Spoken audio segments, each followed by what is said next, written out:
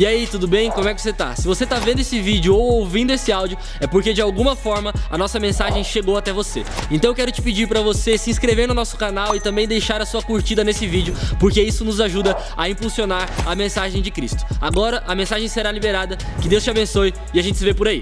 Valeu!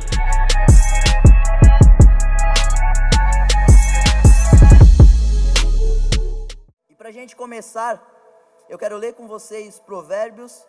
Eu vou ler o capítulo 16, os versículos 1, 2 e 3.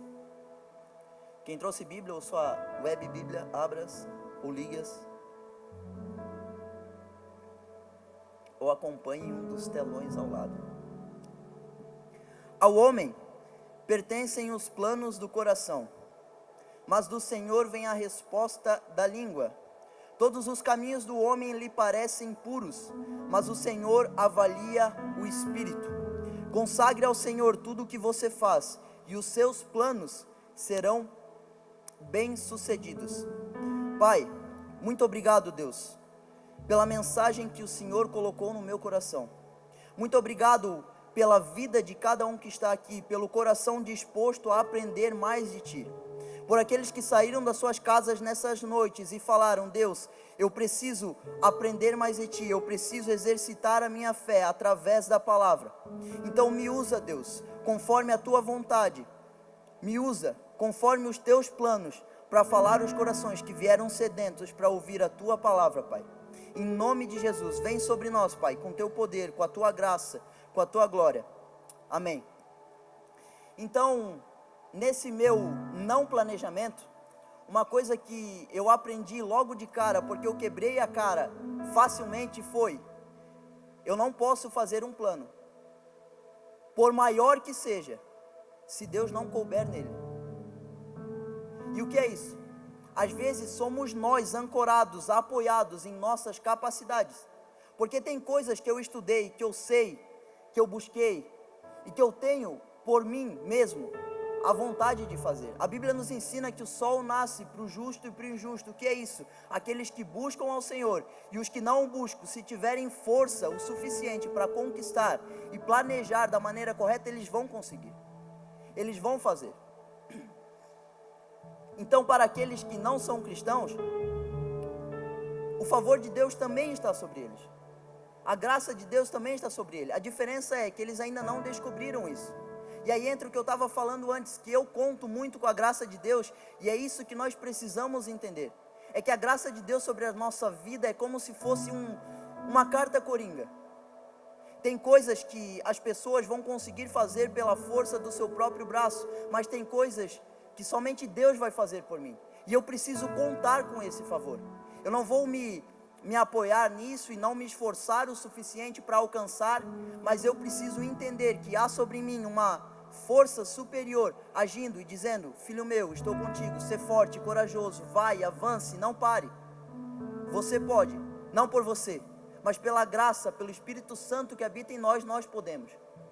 Então, eu aprendi que nenhum dos meus planos vai fazer sentido se Deus não puder estar nele.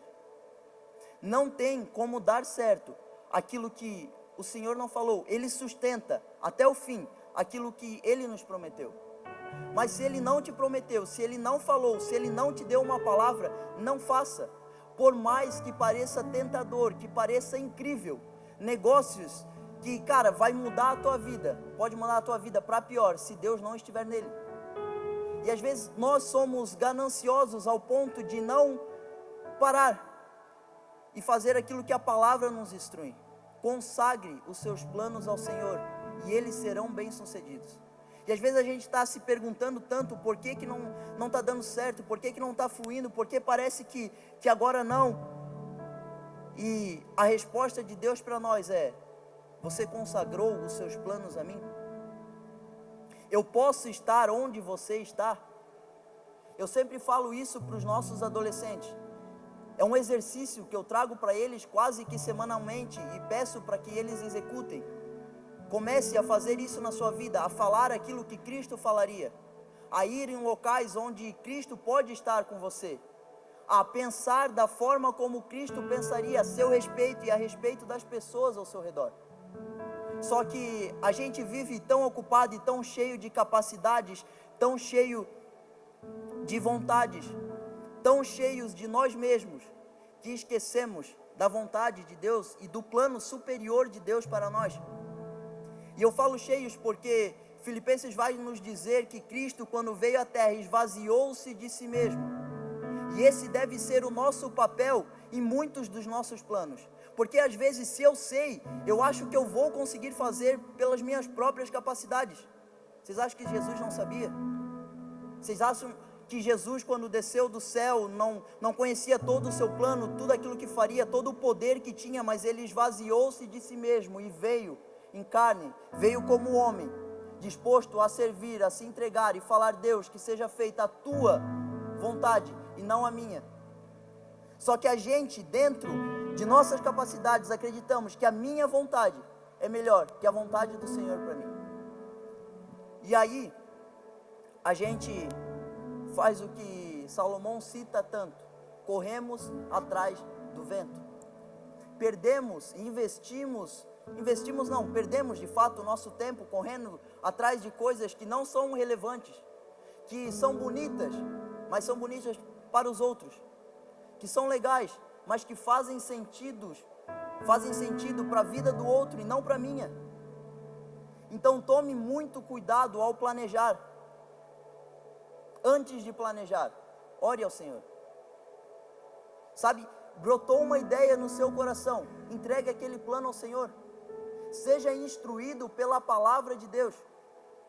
E aí muitos dos meus planos que não eram segundo a vontade de Deus, eles começam dessa forma, e eu quero ver se com você é igual. Aquilo que você vai fazer, e sabe a famosa pulguinha atrás da orelha? Ou para nós, o Espírito Santo dizendo, ei, não faça. Sabe aquela inquietação que você já teve ao estar preparado para tomar uma decisão, para ir a algum lugar, e vem aquele negócio: cara, eu não te chamei para isso. É legal, mas é legal para os outros. Para você, eu tenho algo diferente. Isso é o Espírito Santo de Deus que habita em nós, nos induzindo a tomar a decisão correta. Só que qual é a nossa vontade nesses momentos?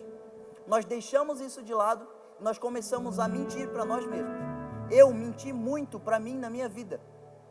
Por quê? Porque, como eu estava falando, é de berço que eu conheço a Cristo, é de berço que eu conheço as Escrituras, é de berço que eu sei o lugar correto onde eu devo estar. Mas, na minha corrupção, eu comecei a acreditar nas mentiras que eu mesmo contava para mim e que o mundo contava para mim. Então eu busco satisfação, prazer em outras coisas, longe da presença e da vontade de Deus. Por quê? Porque eu estou mentindo para mim. Eu sei qual que é a verdade, mas naquele momento eu muto todos ao meu redor, tudo e todos ao meu redor. E eu quero ouvir aquilo que a minha carne está pedindo para que eu faça. Eu quero viver um prazer momentâneo e não um prazer eterno. Eu quero viver um dia, uma noite, um momento, e não uma plenitude na presença de Deus. E não dias entregues ao Senhor. Então, tomem cuidado com isso. Quando eu cometi os maiores erros da minha vida, foi exatamente desse jeito que eu comecei, mentindo para mim. E quer saber como que você mente para você? Você não procura mais conselhos. Você procura pessoas para te dar um aval para aquilo que você está pensando e sabe que é errado, porque o Espírito Santo já te falou: ei, não vá, não faça. Mas nós somos teimosos. Você é teimoso, eu sou teimoso. E eu quero fazer a minha vontade. O meu plano, aos meus olhos, ao meu coração, como a palavra diz, ele parece perfeito, infalível. Não, ela vai me amar. Mas cara, ela não é cristã. Não, mas comigo vai dar certo. Com 99,9% das pessoas deu errado. Eu sou o escolhido do Senhor. Sabe? E para as meninas serve o mesmo. É o tal do namoro evangelístico. Eu vou te dizer que vai ser difícil de evangelizar, né? Então tem coisas que a gente sabe qual que é o caminho correto, mas eu estou mentindo para mim e dizendo que aquela não é uma verdade, quando eu sei que é uma verdade. Você já ouviu aquela frase, com certeza, de que uma mentira contada muitas vezes acaba se tornando uma verdade? Não se torna uma verdade. Ela continua sendo uma mentira. E vai ser uma mentira para sempre. Qual que é a diferença? É que eu me corrompi ao ponto de acreditar que ela é uma verdade. Eu me afastei tanto dos planos e do caminho do Senhor para a minha vida, que eu passei a acreditar que uma mentira é uma verdade. Eu passei a acreditar que é besteira eu estar na igreja, eu passei a acreditar que é besteira eu entregar a minha vida ao Senhor, eu passei a acreditar que é besteira eu querer buscar a santidade de Deus para a minha vida. Sem santidade ninguém verá o Senhor, não tem como. Mas eu menti tanto para mim que eu acredito que eu posso viver do lado de cá, servindo ao lado de cá, ao lado de lá, servindo ao lado de cá e está tudo bem. Eu acho que eu posso viver essa dualidade de vida e está tudo bem, porque Deus me ama, porque Deus vai continuar me amando e de fato Ele vai continuar te amando. Só que às vezes a gente faz algumas coisas e não dá tanta importância para isso, porque elas não são tão relevantes ao ponto de talvez eu perder a minha salvação. Quer um exemplo disso? A Paloma me pede para eu lavar a louça. Eu vou olhar para ela e vou falar: se eu não lavar, tu vai se divorciar de mim? Ela vai falar: não, então eu não vou lavar. Amor, lava a roupa. Eu faço a mesma pergunta: se eu não lavar, tu vai se divorciar de mim? Ou nós vamos terminar por causa de uma roupa, então é isso? Ela vai olhar para mim e vai falar: não. E às vezes a gente leva a vida com Deus exatamente dessa forma. Deus, se eu não fizer isso, eu vou perder a minha salvação. Deus vai olhar para você e vai falar: não, mas tu vai deixar de viver intimamente comigo. E essa é a diferença de quem procura entregar os seus planos ao Senhor. A Paloma não vai terminar comigo, eu não vou perder a salvação se um dia eu sair daqui e for para uma balada, não vai acontecer isso. Só que você vai deixar de desfrutar das coisas que Deus tem para a sua vida. E a gente precisa entender esse ponto entre a salvação e a vida que Deus tem para mim. O Pedro falou sobre isso outro dia, sabe? Vai passar, imagina, parafraseando, né? No telão, lá no final, a vida que você viveu e a vida que Deus tinha para você. E aí você vai olhar e você vai talvez estar salvo, mas olhando para aquela vida, você vai dizer: cara, eu deixei de viver tanta coisa. Então que esse não seja o seu sentimento. Só que esse não vai ser o meu sentimento quando eu incluir o Senhor nos meus planos. Quando todo o plano que eu fizer só vai ter sentido na minha cabeça se Cristo puder estar nele. Então, deixa com que o Espírito Santo de Deus toque em você, toque a sua vida, faça parte de todos os seus planos. E aí, a gente vai se aprofundando em algumas coisas, e o Pedro falou aqui sobre a canção, e é algo que eu iria citar também. Sabe esse negócio de Deus usa-me? Eu acho que, cara, todo cristão, passando ali dos seus 3 meses de conversão, ele já está orando: Deus, faz a tua vontade. Oh Senhor, a tua vontade sobre mim. A gente pede isso. Só que às vezes eu não sei se a gente leva na brincadeira as coisas que a gente pede para Deus. Porque aí quando Ele faz, é aquele cara que está: não aguento mais meu trabalho, cara, Deus tinha que me tirar de lá. Ô Senhor, me ajuda, me arrebata, me leva daquele lugar. Aí o cara chega no outro dia para ti: irmão, tô bad, velho. O que foi, mano? Pô, fui mandado embora, cara, e as minhas contas, e as minhas coisas para pagar, e o que eu tenho para fazer. Sabe, a gente vive nessa imparcialidade. A gente se esquece das orações que nós fazemos para Deus, mas Deus não se esquece.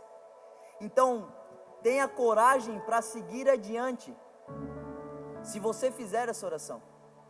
É por isso que eu digo sempre: a ignorância é uma bênção, porque se tu não pede, cara, tá tudo certo. Agora, se tu pede, aguenta o rojão, mano. E não tem nada de ruim nisso, não tem nada de errado nisso. É maravilhoso viver os planos de Deus. Só que os planos de Deus nem sempre vão entrar em concordância com os meus planos. Aqui no texto que a gente leu, Deus deixa claro que cabe ao nosso coração escrever, desenhar, planejar. Mas acima da nossa vontade está a vontade soberana de Deus. E aí, meu amigo, é tipo, hoje eu usei esse exemplo com os adolescentes. Sabe quando tu é novo e tu tá debatendo com os teus pais? Tá, mas por que eu não vou? Por que eu não posso? Por que fulano vai e eu não vou? Por que isso? Por que aquilo? Aí teu pai tá te respondendo tudo. Daqui a pouco ele enche o saco, ele fala, porque eu sou teu pai, tu vai ficar quieto e chega. Não tem história, não tem conversa. Entenda que a vontade de Deus para a sua vida, querendo você ou não, vai ser bem dizer isso. Ele vai deixar tu se debater, ele vai deixar tu questionar, tu falar, mas se tu fez essa oração, se tu falou, Senhor, faça a tua vontade, no final você tem que entender que a vontade dele vai ser feita, queira você ou não. Então, eu te peço, faça essa oração todos os dias da sua vida. Porque não existe lugar melhor do que vivendo ao lado de Deus. Não existe lugar melhor do que em comunhão com o Senhor. Só que tenha coragem para orar e para seguir firme na sua decisão. Eu fico triste quando eu vejo pessoas desistindo, pessoas largando algumas coisas, pessoas deixando de lado aquilo que Deus entregou para elas. Por quê? Porque o momento está muito difícil. Mas Deus não te deu uma palavra? Deu, mas está difícil. Cara, continua, segue firme. Isso que eu estou falando para vocês, cara, vocês não sabem o quanto eu sofri com isso essa semana. O quanto eu fui atacado nisso essa semana. Quando alguns pregadores dizem que a mensagem fala primeiro com o mensageiro, cara, essa eu acho que foi a maior realidade da minha vida. Porque as pessoas ao olhar para nós, às vezes a gente em cima de uma plataforma pensa, cara, ele está em outro nível com Deus. Não, talvez eu estou no mesmo que o teu, só que Deus me mandou estar aqui e eu estou obedecendo. Sabe? Isso não tem nada de ruim, não tem nada de errado. Desde que eu esteja de verdade, de coração, disposto. A Bíblia nos ensina, eis que estou à porta e bato. Se abrir, entrarei e cearei contigo. Só que às vezes a gente abre a porta e Deus entra e começa a fazer, e começa a tirar pessoas, e começa a mudar situações. Ele está agindo conforme a vontade dele, ele está sentado à mesa com você. E aí você olha para ele e fala, ei, acabou o almoço, o jantar, vamos embora, acabou a comida, eu não quero mais você aqui, deixa aqui daqui para frente, eu toco, eu faço, eu sei, eu já aprendi, e talvez eu nem precise de você. Isso me entristece, isso machuca o meu coração, quando eu vejo pessoas que abandonam a sua vida com Deus, que abandonam o seu chamado, aquilo que Deus pediu para que elas fizessem. Então, fica aí o primeiro passo. Não planeje de forma alguma se o Senhor não couber nos seus planos. Não planeje, não faça. Eu peço todos os dias a Deus para que Ele guie os meus passos e as minhas decisões. Eu vou compartilhar algo pessoal. Quando eu vou tomar uma decisão financeira, geralmente Deus me dá um valor que eu posso gastar naquilo que eu preciso fazer. Eu vou usar o exemplo do nosso casamento, meu casamento e da Paloma. A gente foi visitar um lugar e nós não gostamos do primeiro lugar, nós casamos no Indaiá, depois a gente foi lá no Indaiá, vimos, gostamos muito, decidimos, vamos fechar. Antes de eu sair de casa, Deus me deu um valor, 15 mil reais para pagar naquilo lá. Quer casar, irmão? É caro, vai juntando dinheiro. E aí quando a gente chegou lá, a gente começou a conversar e tal, e eu não falei de valores, e o cara, tu chega lá, tu escolhe tudo que tu quer para o teu casamento e tal. E aí ele apresentou o primeiro valor para nós, acho que deu algo em torno de 25 mil, né amor? Por aí, 25, 26. Aí eu olhei para ele e falei, não amigão, ainda não, calma lá. Aí ele falou, não tira nada, mas diz o que tu gostaria de um desconto. Aí eu comecei, isso, tal, aquilo, eu queria que se possível o amigo desse uma baixada aqui, e assim nós fomos. Vou falar com a minha gerente, saiu, voltou com o segundo orçamento. Eu acho que deu 17 mil o segundo. Eu olhei para ele e falei, não, ainda não. Aí ele falou, cara, tu quer casar no Indaiá com menos de 17 mil? Eu falei, irmão, eu quero casar, Deus me deu um valor, tu te vira, sabe? Esse era o meu pensamento, né? Eu não falei isso, mas eu deixei claro que aquilo ainda não estava bom para mim. E aí ele, eu vou falar com a minha gerente, mas olha, não te garanto nada. Saiu e tal, ficamos lá aguardando, daqui a pouco ele voltou. Olha só, conseguimos chegar nesse valor, e não tirando nada, tudo assim, ó, do mais incrível. Por quê? Porque Deus é Deus, né, cara? Deus faz. Só que às vezes a gente se amedronta e desiste antes da hora acontecer, antes da hora chegar, antes dele agir. E aí ele voltou e ele falou assim, ó, cara, eu nunca vi ninguém casar aqui nesse valor, R$13.200. Eu olhei para ele e falei, vamos arredondar, né, 13? Pelo amor de Deus. Foi exatamente assim, o cara olhou para mim e riu. Aí ele, irmão, nem vou lá falar com ela, fechamos aí no 13. E fechamos. Mas o que é isso? É eu disposto a ouvir a voz de Deus e confiar no plano dele. Agora, se eu saio da minha casa sem uma palavra, sem o que fazer, sem como fazer, sem estar disposto a me abrir para a vontade de Deus, cara, provavelmente não seria como ele queria. Eu ia ter algum incômodo, e para a glória de Deus nós não tivemos incômodo nenhum.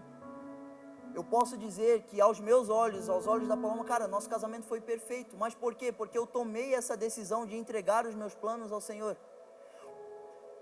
O mundo estava caindo, eu não tinha grana para fazer, porque infelizmente, como eu falei, eu não sou o melhor no planejamento, mas eu confiei em Deus, eu trabalhei, eu fui, eu contei com a graça e com o favor dele. Não façam igual, planejem, é muito melhor, se estressa menos, tá? Bem menos. Mas no final deu certo. Por quê? Porque Deus é Deus e Ele faz quando a gente confia nele. Quando a gente abre a nossa porta e fala, Deus, entra, ceia e fica e permanece e tenha comunhão, vive uma vida comigo, porque eu preciso de ti, porque nós precisamos dele. E aí, para finalizar essa primeira parte de como não fazer, eu quero te dar um exemplo daquilo que eu estava falando, sobre tomar uma decisão, sobre ir a fundo. Quando nós tomamos essa decisão, precisamos estar abertos e dispostos e crer que o Senhor vai nos resgatar. O Pedro comentou também aqui sobre o nosso resgate de carnaval. Cara, o que é isso? O resgate de carnaval, nós indo às ruas, é uma resposta para muitas pessoas que estavam lá e um dia fizeram essa oração, Deus, faz segundo a tua vontade.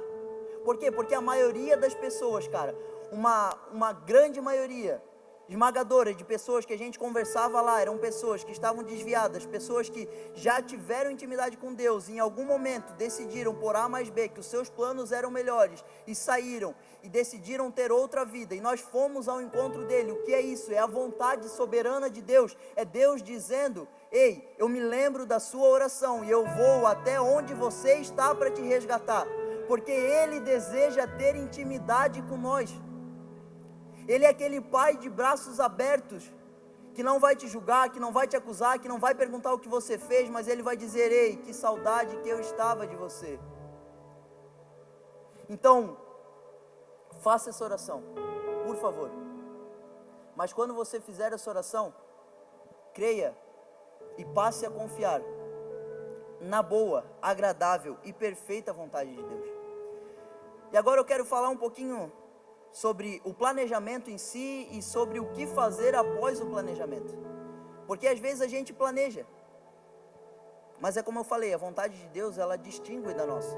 Então vai ser mesmo diferente. Talvez eu tenha planejado viver a vida de tal forma, eu sempre dou risada disso. Eu me lembro claramente que eu falava quando eu era criança, cara, quando eu tiver 18 anos, eu vou ganhar R$1.000 por mês, eu vou ser rico. Eu falava porque na época R$1.000 pra mim era muita grana, velho. Eu falava o quê? R$1.000? Irmão, se o cara investe milão na bolsa, com o Murilo então, você tá doido. Se tu investe milão com o Murilo, irmão, tu tá grandão, sabe? E aí eu falava, e aí pra te ver como os planos de Deus são meio diferentes do mundo, né?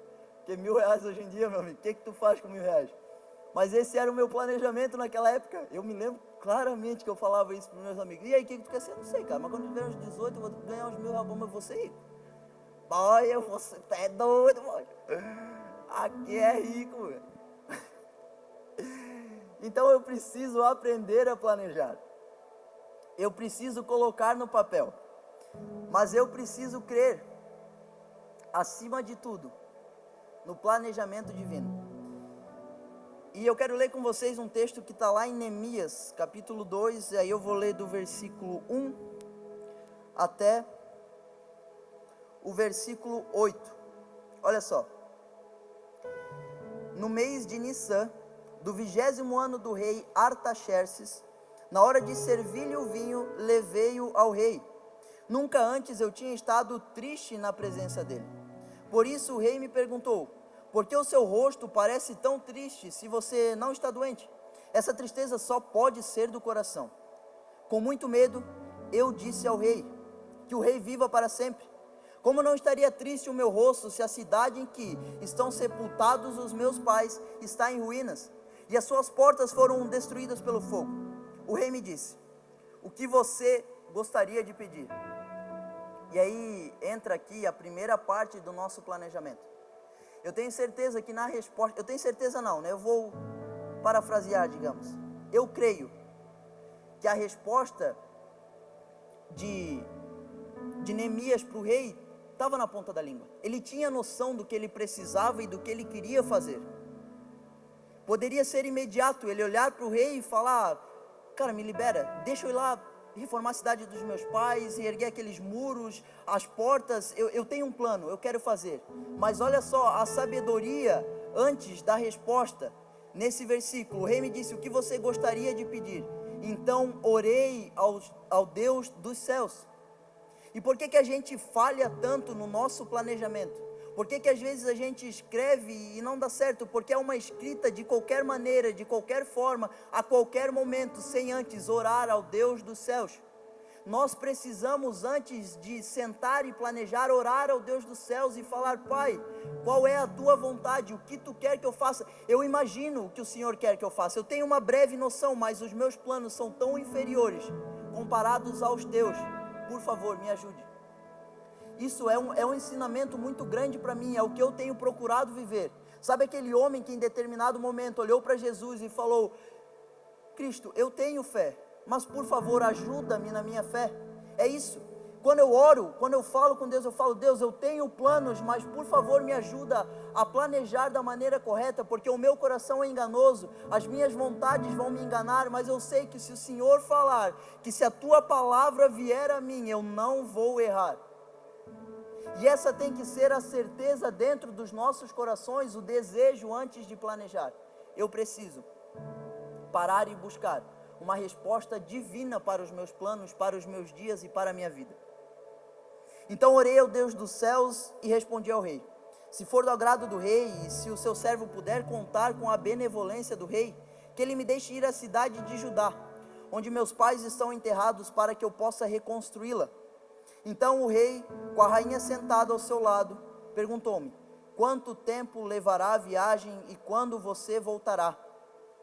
Marquei um prazo com o rei e ele concordou que eu fosse. Olha só, a importância da escrita. Neemias tinha um plano e ele sabia o tempo que ele precisava ir e o tempo que ele precisava para retornar. Às vezes a gente está pedindo algumas coisas para Deus que não tem nem pé nem cabeça, que não faz sentido. Eu não sei como que eu vou chegar, eu não sei com quem eu vou chegar, eu não sei a maneira que eu quero fazer. Hoje eu preguei isso para os adolescentes e aí eu fiz uma pergunta para eles e tal: pensem nisso, porque no final a gente fez uma dinâmica e escreveu uma cápsula do tempo com desejos naturais e espirituais, sabe, aquilo que eu quero ser. E aí eu perguntei no começo da mensagem: vocês já pararam para pensar o que vocês querem ser esse ano? Aí uma menina me respondeu: eu quero ser rica. Maria, 13 anos, nunca trabalhou, sabe? Então é mais ou menos isso que a gente faz. Deus pergunta para nós: e aí meu filho, o que tu quer? Não, quero ser rico. Agora me dá licença que eu quero continuar assistindo minha série, sabe? Então, os nossos planos, eles precisam ser colocados no papel, mas eles precisam de ação. Eu preciso saber o tempo, o meio, como que eu vou fazer. Tiago, mas eu não sei, não faz sentido isso para mim. Volta lá no versículo 4. Então, orei ao Deus dos céus. Como que eu vou fazer? Às vezes eu também não sei como executar muitas coisas na minha vida. Eu paro e eu falo: Deus, como que eu vou fazer? Eu quero chegar, eu quero alcançar, eu quero avançar, mas eu não estou vendo, eu não estou tendo clareza daquilo que eu preciso fazer. Nós precisamos confiar que Deus vai nos dar uma palavra, vai nos dar os meios, os recursos para que nós façamos aquilo que Ele tem para nós. Eu preciso crer nisso, mas eu só creio e só vou poder crer se eu tivesse fé o suficiente para ver Deus agindo na minha vida e para entregar a minha vida a Ele. E aí, só para a gente finalizar, eu vou ler esse texto aqui para finalizar esse texto. A gente parou no versículo 6. Quanto tempo levará a viagem e quando você voltará? Marquei um prazo com o rei e ele concordou que eu fosse. E a seguir acrescentei, ó que ousado, se for do agrado do rei, que me dê cartas aos governadores de Trans-Eufrates para que me deixem passar até chegar a Judá. Que me dê também uma carta para Asaf, guarda da floresta do rei, para que ele me forneça madeira para as vigas das portas da cidade que fica junto ao templo, do muro da cidade e da residência que irei ocupar. Visto que a bondosa mão de Deus estava sobre mim, o rei atendeu aos meus pedidos. Aí entra o que eu estava comentando lá no começo. A bondosa mão de Deus. Esse é o favor de Deus, gente. Se agarrem na graça e no favor de Deus. Vivam conforme a sua vontade, contando com isso de todo o coração de vocês, sabe? Às vezes a gente olha para o lado e fala, cara, como que esse cara que não tem nada na cabeça conseguiu? A gente se indigna, mas a gente esquece de pedir ajuda para Deus. A gente esquece que, como eu falei lá no começo, há sobre nós, cara, eu levo a graça como um superpoder. É como se tu pudesse ver além. É como um time que entra em campo sabendo que vai vencer, e esses somos nós, mais do que vencedores em Cristo. Porque todas as coisas cooperam para o bem daqueles que amam a Deus, mas cooperam segundo a sua vontade. Então, eu preciso crer que essas coisas cooperam para o meu bem, que as coisas que Deus tem para mim vão cooperar para o meu bem, mas segundo a sua vontade, segundo o seu propósito divino sobre a minha vida.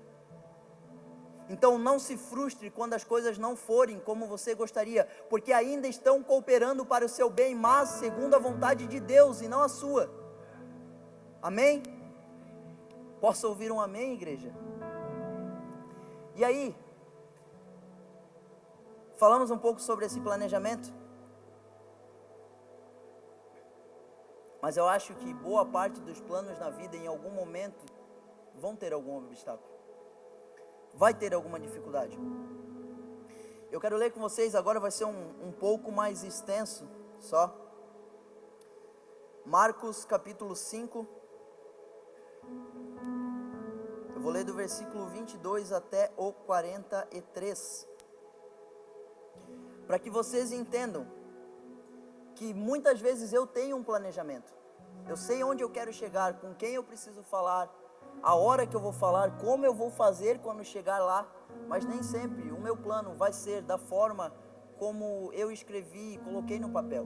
Mesmo sendo um plano de Deus, mesmo crendo que é Deus quem vai me ajudar a executar, às vezes Ele olha para ti e fala, ei, segura, calma, vai acontecer, mas não vai acontecer no teu tempo, e sim no meu.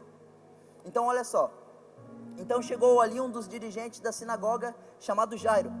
Vendo Jesus, prostrou-se aos seus pés e lhe implorou insistentemente, minha filha está morrendo, vem, por favor, e impõe as mãos sobre ela, para que seja curada e viva. Jairo, ao sair de casa, pensou em tudo isso, cara. Ele pensou no que ele ia fazer, na forma como ele ia falar com Jesus. Ele falou, quando eu chegar lá eu vou pedir ao mestre, e eu creio que ele vai atender o meu pedido. Ele tinha um plano, ele foi firme no seu plano, ele executou o seu plano, ele sabia do que ele precisava. Jesus foi com ele, olha só, teve êxito. Eu tive êxito no meu plano, eu cheguei lá, eu pedi, o mestre atendeu ao meu pedido. Jesus foi com ele e uma grande multidão o seguia e o comprimia. E estava ali certa mulher que havia 12 anos vinha sofrendo de uma hemorragia. Ela padecera muito sobre o cuidado de vários médicos e gastara tudo o que tinha, mas em vez de melhorar, piorava. Quando ouviu falar de Jesus, chegou-se por trás dele, no meio da multidão, e tocou em seu manto, porque pensava, se eu tão somente tocar em seu manto, ficarei curada. Imediatamente cessou-se a hemorragia e ela sentiu em seu corpo que estava livre do seu sofrimento. No mesmo instante, Jesus percebeu que dele havia saído o poder, virou-se para a multidão e perguntou, quem tocou em meu manto? Responderam os seus discípulos, vês a multidão aglomerada ao teu redor e ainda pergunta, quem tocou em mim? Mas Jesus continuou olhando ao seu redor para ver quem tinha feito aquilo. Então a mulher, sabendo o que lhe tinha acontecido, aproximou-se, prostrou-se aos seus pés e, tremendo de medo, contou-lhe toda a verdade. Então lhe disse, filha, Então ele lhe disse: filha, a sua fé a curou, vá em paz e fique livre do seu sofrimento. Aí, vocês perceberam que todo o plano de Jairo foi interrompido? Olha só o que diz no próximo versículo. Então Jesus ainda estava falando, chegaram algumas pessoas da casa de Jairo, o dirigente da sinagoga, e falaram: sua filha morreu, não precisa mais incomodar o mestre. Cara, agora tu imagina essa notícia sendo dada para Jairo, e ele pensando, imagina, se coloca no lugar, qual seria a sua reação? Eu até escrevi isso, como que eu ia falar, olha só, porque eu vou falar para vocês, quando eu vou pregar, eu escrevo tudo e eu prego para mim mesmo, várias vezes. Então olha só, pô Jesus, se tu tivesse apurado o passo, se tivesse dado prioridade para o meu pedido, até porque eu pedi primeiro, minha filha estaria viva. Não seria essa a sua reação? Tipo, o meu plano está dando certo, o mestre está caminhando comigo, ele vai chegar na minha casa e ele vai curar minha filha. E aí tu está aqui andando, aí tu olha para trás, está Jesus parado lá atrás, curando o outro, aí tu fala: ai não, vamos Jesus, eu tenho hora, a menina está lá, ela está mal. E aí daqui a pouco chega a notícia que tu não queria. Ei, olha só, não precisa mais incomodar o mestre, deixa ele embora, tua filha já morreu, sabe? Os seus planos acabaram, os seus sonhos acabaram, aquilo que você foi pedir para o mestre agora não faz mais sentido. Não tem mais por que você insistir nisso, afinal, já aconteceu. E aí vamos continuar o texto. Enquanto Jesus ainda estava falando, chegaram algumas pessoas da casa de Jairo, dirigente da sinagoga. Sua filha morreu, disseram eles, não precisa mais incomodar o mestre. Não fazendo caso do que eles disseram, Jesus disse ao dirigente da sinagoga: não tenha medo, tão somente creia. E não deixou ninguém segui-lo, senão Pedro, Tiago e João, irmão de Tiago. Quando chegaram à casa do dirigente da sinagoga, Jesus viu um alvoroço, com gente chorando e se lamentando em alta voz. Então entrou e lhes disse: por que todo esse alvoroço e lamento? A criança não está morta, mas dorme. Mas todos começaram a rir de Jesus. Ele, porém, ordenou que eles saíssem. Tomou consigo o pai e a mãe da criança e os discípulos que estavam com ele, e entrou onde se encontrava a criança. Tomou-o pela mão e lhe disse: Talita cumi, que significa: menina, eu lhe ordeno, levante-se. Imediatamente a menina, que tinha 12 anos de idade, levantou-se e começou a andar, e isso os deixou atônitos. Ele deu ordens expressas para que não dissessem nada a ninguém e mandou que dessem a ela alguma coisa para comer. Gente, como o meu coração queimava enquanto eu li essa mensagem. Sabe por quê? Porque é o que eu estou falando até aqui. Às vezes eu faço o plano, eu executo, no meio alguma coisa interrompe, eu olho para aquilo e falo: não, eu não acredito que isso aconteceu. Mas sabe por quê? Porque Jairo tinha uma confiança, e a sua fé iria até um limite natural, onde Jesus iria curar aquela menina. E na nossa vida, às vezes a gente vive exatamente dessa forma, nós vamos até onde os nossos olhos podem ver. Eu sei que Deus vai curar, mas será que Deus pode ressuscitar? A ressuscitação talvez seja algo que eu não creio. Por quê? Porque ressuscitar é algo sobrenatural, curar é algo que eu tenho certeza que Jesus faria. Me dar uma vida, suprir as minhas necessidades, eu tenho certeza que é algo que Deus vai fazer comigo. Mas será que Ele vai fazer grandes coisas na minha vida? Às vezes a gente se coloca em xeque em perguntas como essa: será que Deus é mesmo o Deus do impossível, o Deus do sobrenatural, que vai me tirar do lugar onde eu estou e colocar no lugar onde Ele quer que eu esteja? Então, imaginem comigo a frustração que Jairo teve, mas a alegria que ele teve de ver a sua fé aumentada, gente, porque a fé é isso, é eu crer naquilo que é impossível. Nesse texto, a clareza disso está quando todos começam a rir e o mestre, Jesus, diz: ei, ela está dormindo, sabe? E quando você, às vezes, tem um plano, executa, vai para frente, vai para cima, as pessoas vão te olhar e falar: cara, abandona isso, deixa de lado, a menina já morreu, não faz mais sentido tu se agarrar nisso. Mas tu tem a convicção de que o mestre pode fazer. Talvez tu não entenda a forma como ele vai fazer, mas nós precisamos crer que ele vai fazer, que ele é poderoso para curar, mas se necessário, ele é também poderoso para ressuscitar, porque esse é o Deus do impossível, é o Deus que habita em nós, é o Deus que escolheu habitar em nós. Então, para finalizar, eu quero te dar uma dica de um bom plano, de um ótimo plano. Tenha comunhão com Deus. Entregue os seus dias ao Senhor. Quem aqui conhece a história de Enoque? Enoque, levanta a mão. Enoque, fechou? Para quem não sabe, Enoque, a Bíblia nos relata em um trecho muito pequeno, Gênesis 5, 18 a 24. Vai falar sobre Enoque, depois em Hebreus 11, a Bíblia cita ele também como um dos heróis da fé. Só que Enoque não matou gigantes, Enoque não abriu o mar vermelho, Enoque não se tornou o governador do Egito. A Bíblia nos relata o seguinte: Enoque andou com Deus, Enoque teve comunhão com o Senhor. E essa é a minha dica de um ótimo plano para esse ano, para você planejar da maneira correta, não só esse ano, mas a sua vida. Escolha ter comunhão com Deus, escolha andar com Deus.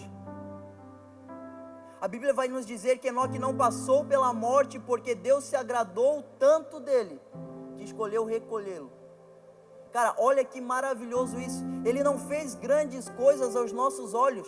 Sabe, Enoque, no nosso tempo, ele não foi um grande influenciador, ele não fez grandes coisas, ele não foi um milionário, um bilionário, mas ele andou com Deus. O que eu estou procurando fazer nos meus dias? Eu estou procurando satisfazer os outros, os meus prazeres, as minhas vontades, correr atrás das minhas necessidades ou andar com o Senhor. Afinal, para nós cristãos, o que de fato importa, se não a salvação, se não crer que o meu Redentor vive, em breve se levantará, virá me buscar, isso deve arder no nosso coração. Então aprendam, que nós possamos aprender com Enoque a ter comunhão, ao ponto de Deus olhar para nós e poder se agradar. Esse é o meu desejo todos os dias.